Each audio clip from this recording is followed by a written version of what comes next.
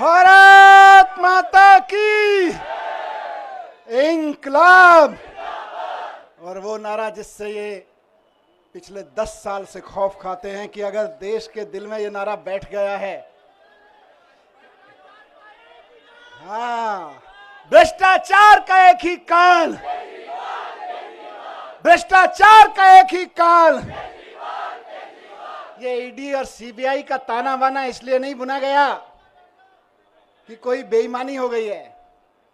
ये ईडी और सीबीआई का ताना बाना इसलिए बुना गया है कि कश्मीर से कन्याकुमारी तक किसी चाय के ढाबे पे भी रुके हुए 10 लोगों से बात करोगे कि केजरीवाल कौन है जानते हो, बोले यार वो दिल्ली में काम बड़ा शानदार कर रहा है, और काम तो कर ही रहा है, ईमानदारी से कर रहा है। केजरीवाल जी का नाम आज ईमानदारी का प्रतीक बन गया पूरे देश में। और भारतीय जनता पार्टी इतनी अपने आप को कहते हैं दुनिया की सबसे बड़ी पार्टी होने के बावजूद एक राज्य में एक उदाहरण नहीं पेश कर पाई कि उस राज्य में काम ईमानदारी से हो रहा है और काम हो रहा है।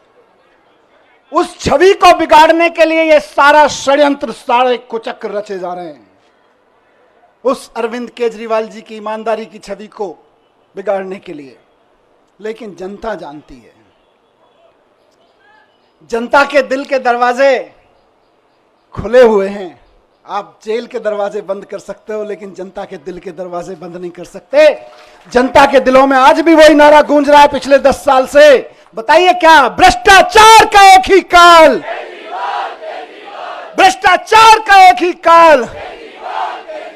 और जिनका जिक्र अभी संजय भाई ने किया कि इधर उधर जितने भ्रष्टाचारी थे सबको इकट्ठा करके भारतीय जनता पार्टी बना ली और भारतीय जनता पार्टी बड़ी पार्टी कर ली, उनको भी कहना चाहता हूं कि आपका काल अभी जेल में है, लेकिन ज्यादा दिन तक जेल में नहीं रख पाओगे, आपका काल बाहर आएगा।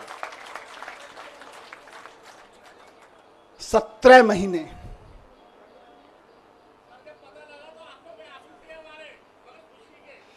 ये आंसुओं, इन आंसुओं ने मुझे ताकत दी है 17 महीने जेल में। मैं जब राजघाट पे आपसे बात करके गया था तो कह के गया था शायद 7-8 महीने लगेंगे। मुझे उम्मीद थी कि 7-8 महीने में न्याय मिल जाएगा, लेकिन कोई बात नहीं, 17 महीने लग गए। 17 महीने लग गए, लेकिन जीत सच्चाई की हुई है, जीत ईमानदारी की हुई है। इसीलिए कहते हैं कि भगवान के घर पे देर है लेकिन अंधेर नहीं है।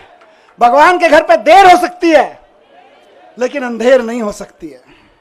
इनकी तो बड़ी कोशिशें करी इन्होंने, संजय भाई के ऊपर, मेरे ऊपर, अरविंद जी के ऊपर, पार्टी के और नेताओं के ऊपर। देश के सख्त से सख्त कानूनों की सख्त से सख्त धाराएं लगा के इनको बंद कर दो झूठे सच्चे केस में, और ऐसी ऐसी धाराएं लगा दो जो दुनिया भर में आतंकवादियों के ऊपर लगाई जाती हैं। ऐसी ऐसी कानूनों की धाराएं लगा दो जो दुनिया में ड्रग माफिया के ऊपर लगाई जाती हैं।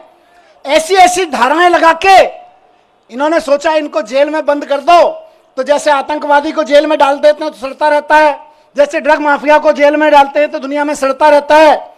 इन्हें लगा अरविंद केजरीवाल, मनीष सिसोदिया और संजय सिंह को भी जेल में डालेंगे तो सड़ जाएंगे। लेकिन आपके आंसुओं की कीमत है ये, आपके आंसुओं की ताकत है ये कि जेल के ताले भी पिघल जाते हैं।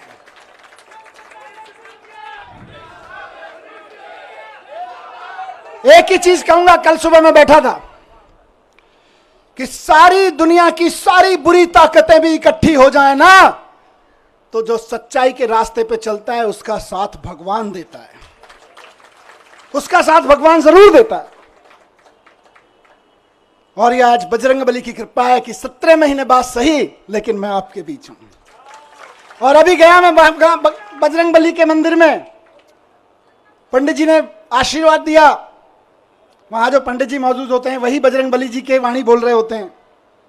उन्होंने बजरंगबली जी की वाणी से आशीर्वाद दिया कि विजयी भव, सफल भव। मैंने कहा जी एक ही सफलता का मंत्र है, दिल्ली के एक एक बच्चे के लिए शानदार स्कूल बना के देने हैं, यही हमारी सफलता है। और इसके लिए मैं कल से कह रहा था अपने साथियों से, हम तो रथ के घोड़े हैं। हमारा असली सारथी अभी जेल में बंद है, वो भी बाहर आ जाएगा। फिर उसके बाद हमको तो जहां हकेंगे हम हकेंगे, लेकिन हमारा असली सारथी अभी जेल में बंद है और जेल के ताले टूटेंगे, बहुत जल्दी छूट के आ जाएंगे। बहुत कृपा है अरविंद जी के ऊपर बजरंगबली की। आपको याद है ना, लंबे समय से बहुत सारे लोग साथ हैं, कितने शुगर का पेशेंट होने के बावजूद कितना लंबा लंबा फास्ट किया, केवल बजरंगबली जी की कृपा से। तमाम तरह के आरोप, इतने इतने आरोप लगाए झूठे झूठे, बच गए, निकल के आ गए, केवल अरविंद जी बजरंगबली जी की कृपा से। और मैं समझता हूं भगवान की कृपा, बजरंगबली जी की कृपा हम पर कल हुई बाबा साहब के दिए हुए संविधान की बदौलत। बाबा साहब ने, जब ये मुकदमे की सुनवाई चल रही थी, मैं बहुत ध्यान से सुन रहा था, पढ़ रहा था, पूरी डिटेल ले रहा था वकील साहबों से। बाबा साहब ने 75 साल पहले, करीब 75 साल पहले अंदाजा लगा लिया था कि कभी कभी ऐसा भी होगा, हम लोकतंत्र का संविधान बना रहे हैं, लेकिन कभी कभी ऐसा भी होगा कि इस देश में तानाशाही ताकतें आके आतंकवादियों और ड्रग माफियाओं पर लगाए जाने वाले कानून को आम आदमी के ऊपर लगाएंगे, व्यापारियों के ऊपर लगाएंगे, विपक्षियों के ऊपर लगाएंगे। तो उस वक्त उन व्यापारियों को, उन आम आदमियों को, उन विपक्षियों को कौन बचाएगा? तो बाबा साहब ने पहले ही लाइन जोड़ दी थी, संविधान बचाएगा। यही भगवान की कृपा है। कौन बचाएगा उनको जब तानाशाह सरकार अपना जुल्म करेगी, एजेंसियों का दुरुपयोग, कानूनों का दुरुपयोग करेगी, जेलों का दुरुपयोग करेगी, तो कौन बचाएगा? 75 साल पहले उस महान शख्सियत ने लिख दिया था कि मैं ऐसा संविधान दे रहा हूं कि तुमको संविधान बचाएगा। आज हम संविधान के बदौलत खड़े, संविधान की ताकत से यहां पे खड़े हैं। आज मैं शुक्रगुजार हूं देश के संविधान का, बाबा साहब का, और साथ साथ बहुत विनम्र निवेदन के साथ में माननीय सुप्रीम कोर्ट का, बहुत विनम्र सम्मान के साथ में। माननीय सुप्रीम कोर्ट ने संविधान की दी हुई ताकत का इस्तेमाल करते हुए कल तानाशाही को कुचला, तानाशाही को कल गलत ठहराया। और माननीय सुप्रीम कोर्ट के साथ साथ मैं बहुत तहे दिल से शुक्रगुजार हूं उन वकीलों का जो पिछले 1.5 साल से, 17-18 महीने से, और बल्कि उससे पहले से भी पूरी लड़ाई लड़ रहे हैं। मैं जेल में बैठा था, आप लोग आंदोलन कर रहे थे, अरविंद जी जेल में बैठे हैं, आप लोग यहां सड़कों पे डंडे खा रहे हैं, लेकिन वो वकील इधर से उधर धक्के खा रहे हैं, एक कोर्ट से दूसरे कोर्ट धक्के खा रहे हैं, एक कागज से दूसरे कागज में डाल रहे हैं। इनकी एक एक साजिशों का, इनकी एक एक चालबाजियों का, इनकी एक एक तिगड़मों का जवाब दे रहे हैं अदालतों में खड़े होकर, इनके एक एक झूठ का पर्दाफाश कर रहे हैं। मेरे लिए तो, मैंने कल भी कहा था, भगवान स्वरूप हैं। किसी भी जेल में बंद होने वाले एक व्यक्ति के लिए तो वकील भगवान स्वरूप होता है, और मेरे लिए तो सिंघवी साहब वाकई भगवान स्वरूप हैं। अभिषेक मनु सिंघवी जी, जिन्होंने इस पूरी कानूनी लड़ाई को इस अंजाम तक पहुंचाया, और जल्द ही अरविंद जी को भी बाहर लेकर आएंगे। मैं धन्यवाद करता हूं सिंघवी साहब का, मैं धन्यवाद करता हूं दयान कृष्णन साहब का, मैं धन्यवाद करता हूं मोहित माथुर साहब का, जिन्होंने बहुत बेबाकी से अदालतों के सामने ईडी और सीबीआई और भारतीय जनता पार्टी के सच को बेनकाब किया है।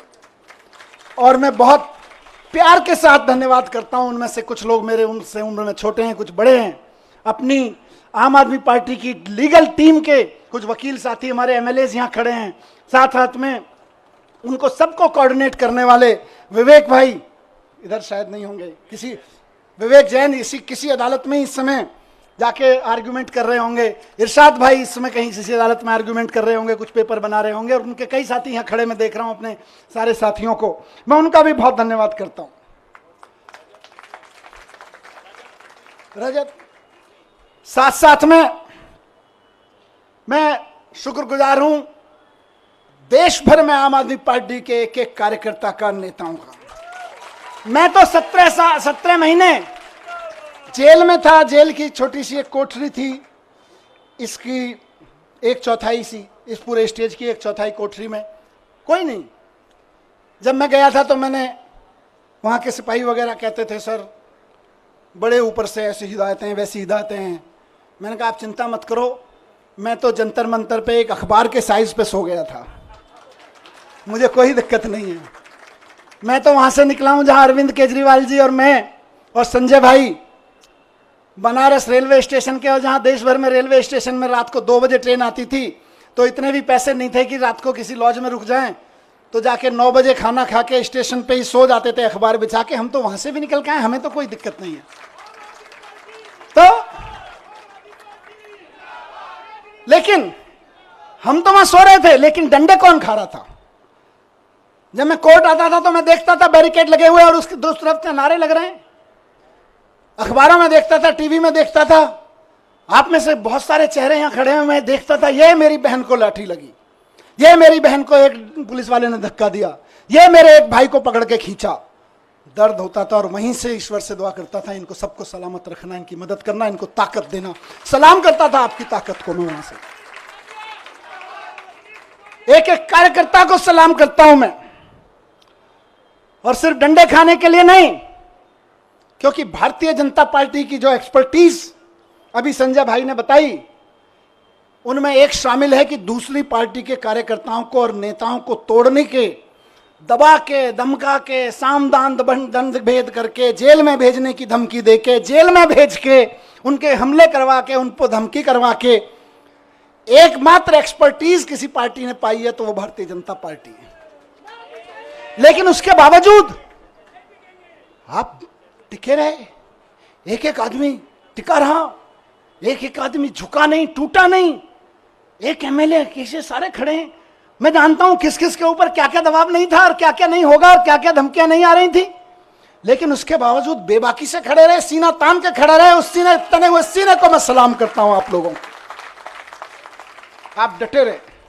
और आज देखिए मजे की बात, अब तो दुश्मन भी इस बात को मानने लगा है कि यार इन आम आदमी पार्टी वालों में कुछ तो मिट्टी है, जो 17 महीने 6 महीने जेल में रह जाते हैं इनके नेता, उसके बावजूद ना झुकते हैं ना टूटते हैं, किसी मिट्टी के तो बने हैं।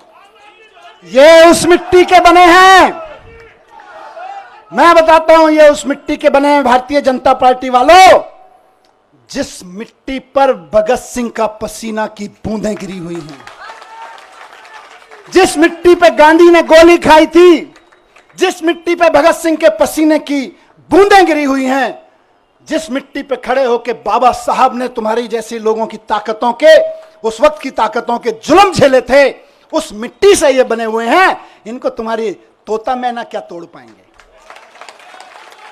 ये तुम्हारे सीबीआई और ईडी क्या तोड़ पाएंगे, इनको नहीं टूटे लोग। और मैं जेल में बैठा बैठा दुआएं करता रहा और सलाम करता रहा अपने एक एक साथी को कि यह है अरविंद केजरीवाल की मुट्ठी, यह है अरविंद केजरीवाल की फैमिली, यह है अरविंद केजरीवाल का कुनबा, जिसकी एक उंगली को भी हिम्मत से हिला नहीं पा रहे हो तुम लोग। वाह, फक्र था मुझे सब पे। आपने कहा ना कि आप आंसू बहाते थे बाहर, मैं कहता हूं मैं फक्र से सीना चौड़ा करके उस जेल की कोठरी में बैठा होता था अपने एक एक भाई पे के ऊपर और एक एक बहन के ऊपर। यह मेरी ताकत थी। जेल के अंधेरे, मैं कहूंगा कि जेल के अंधेरे में यह ताकत तो होती है कि वो तोड़ तो सकती है, लेकिन जिसके बाहर इतना प्यार, इतनी ताकत, इतना सम्मान। मैं कल से उतरा हूं, मुझे किसी ने बोला मनीष जी 17 महीने बाद आ रहे हो, 2 दिन के लिए रेस्ट पे चले जाना। मैंने कहा यार, जेल के बाहर कदम रखने के बाद पहला हाथ जिस कार्यकर्ता ने पकड़ा था और रात को घर तक जो दूर खड़ा था केवल देख के गया है, वो उम्मीद लगा रहा है कि मेरा मनीष सिसोदिया, मेरा भाई बाहर आ गया है, और मैं कहूं नहीं मैं तो छुट्टी जा रहा हूं यार। नहीं, खून पसीना बहाने के लिए बाहर आया हूं, छुट्टियां मनाने के लिए नहीं।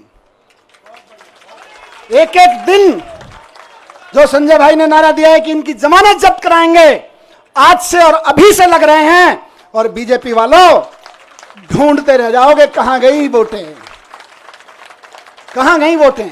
आज से लगना है सबको। जो सुन रहे हैं सोशल मीडिया और मीडिया के माध्यम से, एक एक कार्यकर्ता साथी को कहना चाहता हूं, दिल्ली के एक एक नागरिक को, हरियाणा के एक एक नागरिक को, देश के एक एक नागरिक को कहना चाहता हूं कि इस तानाशाही के खिलाफ तो एक एक आदमी को वोट करना पड़ेगा। सवाल हमारा नहीं है। तानाशाही के खिलाफ ये जो लड़ाई है सिर्फ आम आदमी पार्टी के कार्यकर्ताओं की नहीं है, सिर्फ विपक्ष के पार्टी कार्यकर्ताओं की नहीं है, ये देश के एक एक आम आदमी की है। मैं जेल में था अभी, तो कई सारी खबरें, अखबार पढ़ता था, टीवी देखता था, न्यूज में तो कई सारी खबरें विचलित करती थी। यह विचलित नहीं करता था कि जमानत हुई कि नहीं हुई, इससे कभी मेरे को विचलन नहीं हुआ। मेरे को विचलन किस चीज से होता था? मैं देखता था कि देश के कितने कितने बड़े बड़े व्यापारियों को इन्होंने, 500-600 बड़े बड़े व्यापारियों को इन्होंने झूठे केसेस, सच्चे केसेस, इधर उधर के केसेस में बना के बंद कर दिया गया है। उनका किसी पार्टी वार्टी से भी कोई लेना देना शायद ही होगा।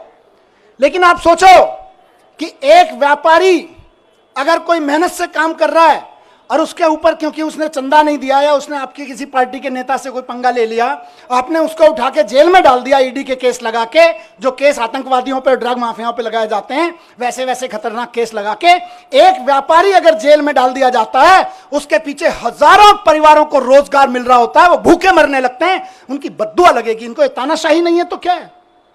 बात सिर्फ विपक्षी पार्टियों के नेताओं की नहीं है, बात आम आदमी पार्टी के नेताओं की नहीं है। बड़े बड़े व्यापारियों को उठा उठा के जेल में डाले दे रहे हैं।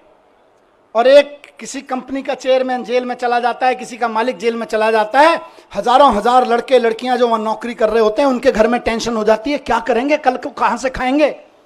आपको समझ में नहीं आता, ये नौकरियां खा रहे हो आप लोग अपने चंदे के धंधे पर। ये तानाशाही नहीं है तो और क्या है? कोई गलत करे तो सजा दो, लेकिन चंदे के धंधे में ईडी का नोटिस भिजवाओ, अपनी एजेंसियों के कानूनी कागज भिजवाओ और उसके बाद उसको अंदर कर दो। ये धंधा तो तानाशाही ही कहा जाएगा भाई। ये भ्रष्टाचार के खिलाफ लड़ाई नहीं है, ये तो तानाशाही है। मुझे बताओ कि 10 साल, अभी थोड़े दिन पहले बहन आतिशी लड़ रही थी उसके लिए, 10,000 शिक्षकों को इन्होंने दिल्ली सरकार के स्कूलों के एक रात में, रात को 2 बजे ऑर्डर पास कराया, ट्रांसफर कर दिया एक रात में। अब किसी का बच्चा आज पढ़ता है स्कूल में 11वीं क्लास में, वो तैयारी करा रहे हैं गुरुजी, टीचर पूरी मेहनत से कि यार इसमें तो आईआईटी में जाने का पोटेंशियल है। कल को टीचर का ऑर्डर मिल रहा है, नहीं नहीं हमने तो 10,000 टीचर्स को इधर से उधर कर दिया है क्योंकि हमें तो ट्रांसफर पोस्टिंग का शौक था, अब तुम भाड़ में जाओ। ये तानाशाही नहीं है तो और क्या है? बात 10,000 टीचर्स की नहीं है, उन लाखों बच्चों की है जिनको वो टीचर्स पढ़ा रहे थे। तुम अपनी अफसरी में, तुम अपनी तानाशाही में 10,000 टीचर्स को एक रात में इधर से उधर उठा के फेंक देते हो। ये तानाशाही नहीं है तो और क्या है? यही तानाशाही है जिसके खिलाफ हमको आवाज उठानी चाहिए। आज दिल्ली में जब सरकार में था उस वक्त दिल्ली जल बोर्ड का नगर निगम चुनाव से पहले पैसा रोक दिया गया था और आज तक दिल्ली जल बोर्ड का पैसा नहीं दिया गया। फाइनेंस डिपार्टमेंट के अफसरों से इधर उधर से फाइलों पे कुछ कुछ काला पीला करवा के रुकवा रखा है पैसा। इंजीनियर्स परेशान है इलाके के, नाले साफ नहीं हो रहे, सीवर साफ नहीं हो रहे, और वो कह रहे हैं हम तो पैसा नहीं देंगे। 1.5 साल से जल बोर्ड का पैसा नहीं दिया गया, जबकि पैसा बजट में पास किया विधानसभा ने।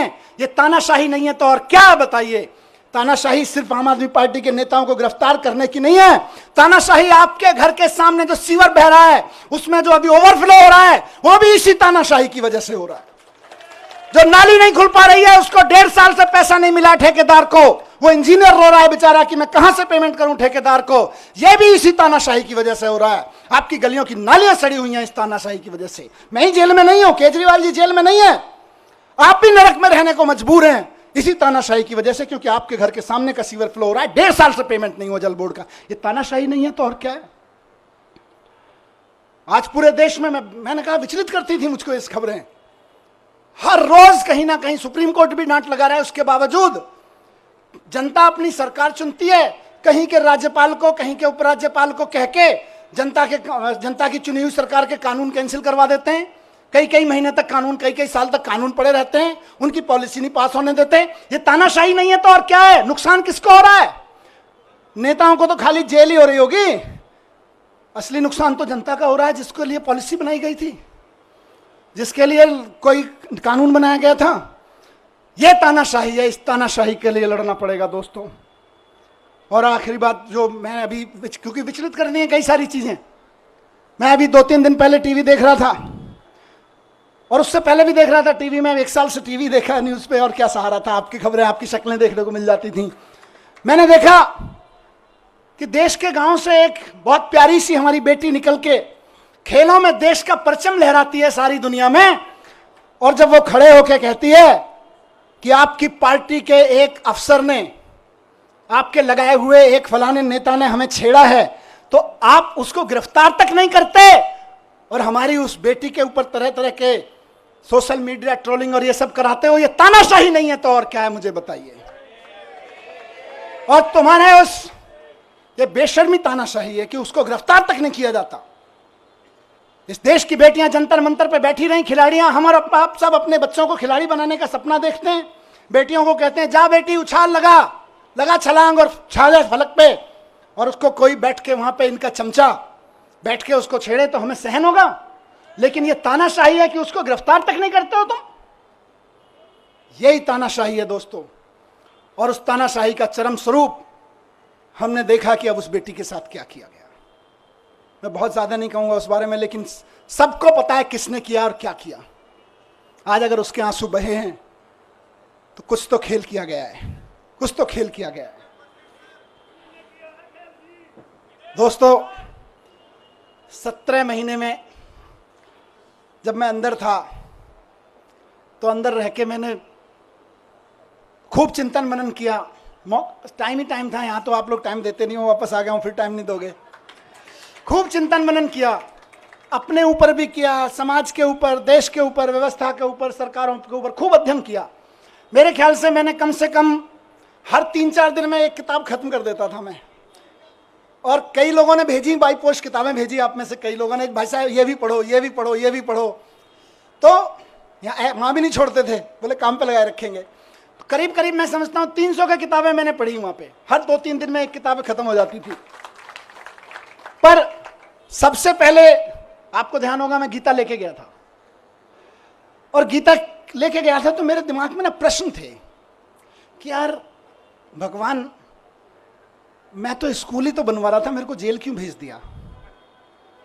मेरी बीवी की, मेरे बच्चे की क्या गलती थी कि मैं दिल्ली के बच्चों के लिए दिन रात सुबह से शाम एक करके स्कूल बनवा रहा था, उनके लिए अच्छे आईआईटी में चले जाएं, अच्छी नौकरियां लग जाएं। क्या मैंने भगवान से पूछा अंदर आंख बंद करके कि मेरी क्या गलती थी, मैं जेल में क्यों? तो भगवान ने कहा गीता पढ़, पता चल जाएगा। अंदर से आवाज आई और मैंने गीता पढ़ी और मुझे जवाब मिल गया। मेरे मन में जो भी सवाल आया, मैं ऐसा नहीं है कि यहां कोई उसकी बात कर रहा हूं। जब आदमी अंदर जेल में होता है, अकेला बैठता है, तालों में वो शीशों के पीछे बैठता है, तो तरह तरह के सवाल उठते हैं, अंदर बहुत झांकता है। बहुत सवाल उठते थे मन में, और बस भगवान की ऐसी कृपा है कि मेरे मन में जो सवाल उठा और अंदर से आवाज आती थी, इस सवाल का जवाब तुझे कहीं बाहर से नहीं मिलेगा, गीता में मिलेगा, पढ़ ले। खूब गीता पढ़ी, और बाद में तो मैंने कम से कम 10 महान लोगों की व्याख्या कम से कम 10 पढ़ ली होंगी, अलग अलग लोगों की, विनोबा भावे जी की, गांधी जी की, श्री श्री जी की, आचार्य प्रशांत जी की, बहुत लोगों की व्याख्या की हुई गीता मैंने पढ़ डाली, देवदत्त पटनायक की। सब में से पढ़ पढ़ के मुझे बड़े सारे आंसर मिलते चले गए, मुझे अपने सवालों के आंसर मिलते चले गए। खूब गीता पढ़ी मैंने। उसके अलावा मैंने दुनिया भर की एजुकेशन की बुक्स पढ़ी, अमेरिका में, फ्रांस में, जापान में, इंडिया में भी कहाँ एजुकेशन पे क्या काम हुआ, खूब पढ़ा मैं। कम से कम 100-125 बुक्स तो मैंने एजुकेशन के बारे में पढ़ी, दुनिया की एजुकेशन सिस्टम के बारे में। और मैंने एक चीज जानी दोस्तों, और मेरा इरादा और फर्म होता गया, हाँ, पर हम तो पहले से ही उस पर यकीन करते हैं, मेरा यकीन वहां पक्का होता गया कि भारत को 2047 तक अगर विकसित राष्ट्र बनाना है तो एक एक बच्चे के लिए शानदार सरकारी स्कूल उपलब्ध कराए बिना कोई रास्ता नहीं है भारत को विकसित राष्ट्र बनाने का। 17 महीने में, उससे पहले कि अपने काम, आप सबके काम और इस अध्ययन चिंतन मनन के बाद लेके लौटाऊं और कुछ दुनिया के बारे में सोच समझ के लौटाऊं कि अगर भारत को विकसित राष्ट्र बनाना है तो देश के एक एक बच्चे के लिए शानदार सरकारी स्कूल, और जहां प्राइवेट हैं उनकी प्राइवेट स्कूलों की फीस कंट्रोल में रखो। इसके अलावा विकसित राष्ट्र बनाने का कोई राजमार्ग नहीं है, कोई रास्ता नहीं है। और अगर कोई आदमी कहता है कि मैं शिक्षा की बात किए बिना भारत को विकसित राष्ट्र बनाने की बात कर लेता हूं, तो जुमलेबाजी होगा, वो केवल जुमले फेंक रहा होगा, विकसित राष्ट्र नहीं बनेगा। अगर कोई आदमी कहता है कि इस देश के हर आदमी के लिए अच्छे अस्पताल, अच्छे मोहल्ला क्लिनिक उपलब्ध कराए बिना, अच्छे सरकारी अस्पताल बनाए बिना हम विकसित राष्ट्र खड़ा कर लेंगे, तो महाजुमलेबाज होगा, नेता तो नहीं हो सकता, वो कोई विजनरी लीडर तो नहीं हो सकता। अपनी तानाशाही, जुमलेबाजी की आड़ में तानाशाही का चुनाव जीतने की कोशिश कर रहा होगा, लेकिन नहीं बन सकता। बिना शिक्षा के, बिना स्वास्थ्य के विकसित राष्ट्र बन ही नहीं सकता। दुनिया का कोई राष्ट्र विकसित नहीं बना बिना शिक्षा, बिना स्वास्थ्य और बिना रोजगार पे काम किए हुए। विकसित राष्ट्र की बात हो रही। अब इनको दर्द क्या है? आम आदमी पार्टी ये कर दे रही है। हम नहीं कह रहे, लोग कह रहे हैं कि यार ये बच्चे पढ़ जाएंगे तो अपने आप 2047 का भारत विकसित हो जाएगा। आज ये जो माँ बाप हैं, जो कल आने वाले समय के माँ बाप हैं, ये अगर इनको सबको अच्छे अस्पताल मिल गए, आने वाले बच्चों के लिए अच्छे अस्पताल मिल गए, तो अपने आप भारत विकसित हो जाएगा। ये आम आदमी पार्टी कर दे रही है। दिल्ली में कर दिया, पंजाब में कर दिया, इस भरोसे पे गुजरात में, गोवा में, सब जगह वोटें पड़ने लगी, तब इनको दिक्कत हो रही है। इसीलिए सबको जेल में डालने पर आ गए। फिर से सलाम करता हूं कि इनकी तमाम ताकत के बावजूद, इनकी तमाम साजिशों के बावजूद, बुरे वक्त में चट्टान की तरह से इकट्ठे होकर खड़े रहे आप सब लोग। उस जज्बे को मैं सलाम करता हूं। ये पार्टी की ये लीडरशिप, बीच बीच में लीडरशिप यहाँ खड़ी है, बैठी है, कई सारे एमएलए साथी, कई सारे सीनियर लीडर्स यहाँ सब खड़े हैं। ये सब एक मुट्ठी की तरह से जिस तरह से खड़े रहे, वो मिसाल है। आने वाले समय में जब आम आदमी पार्टी का आगे जाके राजनीतिक इतिहास लिखा जाएगा देश का, तब लोग कहेंगे कि सबसे बुरे दौर में पार्टी की सारी सीनियर लीडरशिप अपना खून पसीना एक करके सड़कों पे लड़ रही थी, एकजुट होकर लड़ रही थी। ये केजरीवाल जी का कुनबा एकजुट होकर लड़ रहा था। केजरीवाल जी का कुनबा बिखरा नहीं, केजरीवाल जी के साथ खड़ा रहा। इसी से इनको डर लगता है। और फिर कह रहा हूं कि भारतीय जनता पार्टी को अगर लगता है कि मनीष सिसोदिया को जेल भेजने के बाद वो दिल्ली की शिक्षा क्रांति को रोक के लगा देंगे, तो वो गलती कर रहे हैं, वो भूल कर रहे हैं इस बात की। दिल्ली के हर गरीब आदमी को, और ये इलेक्शन का ऐलान कर रहा हूं, दिल्ली के हर गरीब आदमी को बेहतरीन शिक्षा देके उसको समाज की मुख्य धारा में लाने का सपना पूरा करने के लिए हम अपनी जान भी दे देंगे। तुम जेल की क्या बात करते हो यार? तुम जेल से डराते हो, हम जान देने के लिए तैयार हैं। बच्चों की एजुकेशन के लिए, नौकरी के लिए और स्वास्थ्य के लिए तो हमारी ये कई जिंदगियां भी कुर्बान हो जाएं तो कम है यार। आप हमें जेल से डराते हो? नहीं डरेंगे, नहीं डरेंगे आपकी जेलों से। केंद्र कितना भी षड्यंत्र कर ले, 2 करोड़ जनता दिल्ली की, उसके जीवन में खुशहाली लाने के लिए फिर से हम उतरेंगे। एक एक घर पे जाएंगे, एक एक घर को बताएंगे कि केजरीवाल जी इसलिए जेल में नहीं है कि उन्होंने कोई जुल्म किया है, वो इसलिए जेल में है कि आपके बच्चों को एजुकेशन देने का सच्चा काम उन्होंने करके दिखा दिया। वो इसलिए जेल में नहीं है कि उन्होंने कोई भ्रष्टाचार किया है, वो इसलिए जेल में है कि आपके मोहल्ले में जो मोहल्ला क्लिनिक चल रहा है, वो मोहल्ला क्लिनिक केजरीवाल जी ने बना दिया और आप आराम से वहां जाके अपना छोटे मोटी चीजों का इलाज करा लेते हो। बड़े बड़े सरकारी अस्पताल शानदार होते चले गए, इसलिए केजरीवाल जी जेल में है।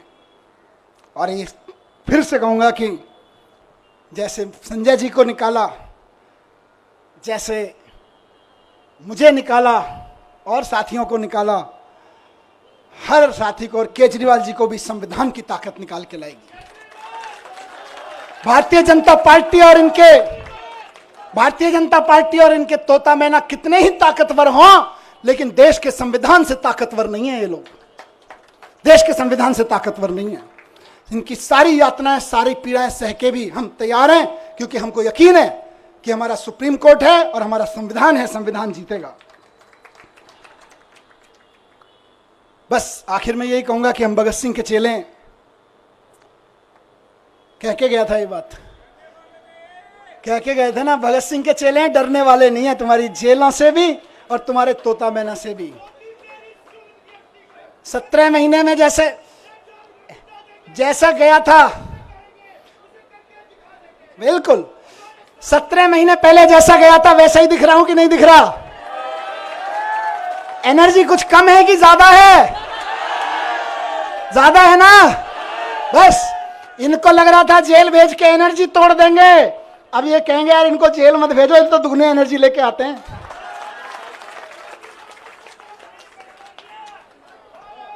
तो दोस्तों, आखिर में एक बात कहूंगा और वो इंपॉर्टेंट चीज है।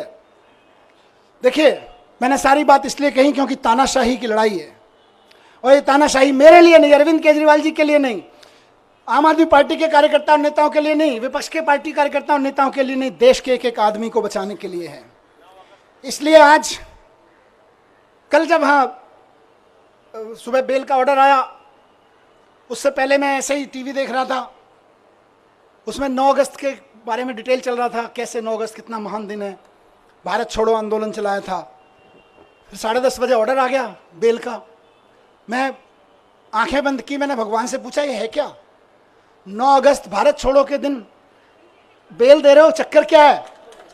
अंदर से आवाज आई कि भारत छोड़ो के दिन इसलिए दे रहे हैं क्योंकि जेल से बाहर निकलो और तानाशाही भारत छोड़ो की आवाज लगाओ।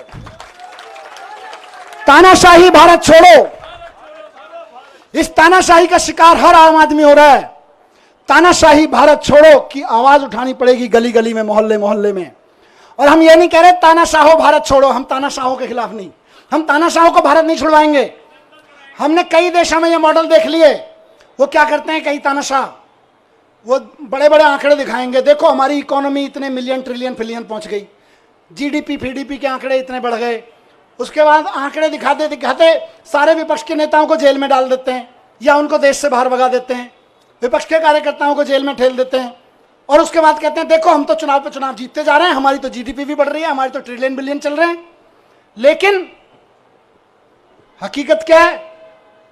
वो कई देशों की जनता ने दिखा चुकी है कि भाई हम तो तानाशाहों को बाहर भगा देते हैं, लेकिन हम भारत हैं, हम विवेकानंद की, गांधी की, नानक की जन्मभूमि है, हम बाबा साहब की जन्मभूमि है। हमारे को जरूरत नहीं है किसी तानाशाह को बाहर भगाने की, हम तो तानाशाही को बाहर भगाएंगे। तो तानाशाही भारत छोड़ो, भारत छोड़ो, भारत छोड़ो, तानाशाही भारत छोड़ो, भारत छोड़ो, भारत छोड़ो, तानाशाही भारत छोड़ो, भारत छोड़ो, भारत छोड़ो। तानाशाही आज हमारे और आपके जीवन के लिए, एक आम आदमी के जीवन के लिए खतरा बन गई है, इसको छुड़वाना पड़ेगा। इस संविधान के लिए खतरा बन गई है, हमारे सामाजिक ताने बाने के लिए खतरा बन गई है, हमारी बहनों के लिए खतरा बन गई है, हमारे खिलाड़ियों के लिए, हमारे व्यापारियों के लिए खतरा बन गई है। इससे लड़ना पड़ेगा।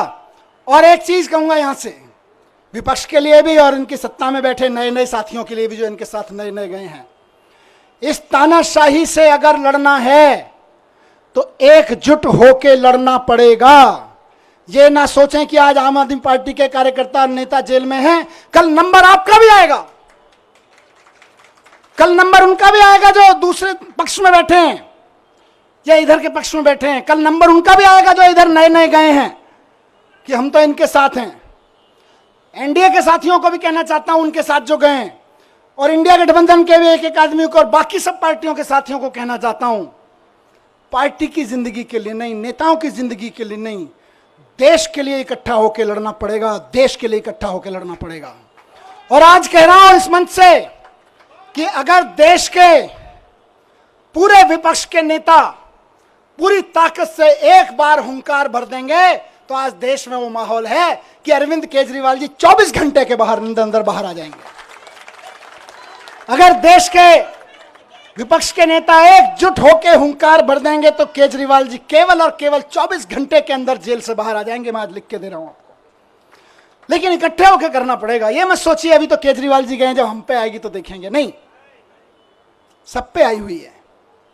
सबको इकट्ठे होकर लड़ना पड़ेगा, सबको इकट्ठे होकर चुनाव भी लड़ने पड़ेंगे, लड़ाइयां भी लड़नी पड़ेंगी, कानूनी लड़ाइयां भी लड़नी पड़ेंगी। और एकजुट हो गया तो इस चुनाव में तो दिखाई दिया कि 400 पार ढूंढते रह गए। एकजुट होकर लड़ेंगे तो आगे आने वाले चुनावों में भी ढूंढते रह जाएंगे कहां है, 0 पार, बस सीधे कहा 0 पार। तो ये कोई ये ना सोचे कि अलग अलग लड़ लेंगे, जब हमारी लड़ाई आएगी तो लड़ लेंगे। लड़ाई सबकी है, लड़ाई देश की है, लड़ाई एक एक भारत के नागरिक की है। सब पार्टी वालों को, जिनको जनता ने थोड़ा थोड़ा भी कहीं कहीं भरोसा दिया है, कहीं ज्यादा दिया है, सबको इकट्ठा होकर इस तानाशाही के खिलाफ लड़ना पड़ेगा, जोर से चिल्लाना पड़ेगा कि तानाशाही भारत छोड़ो।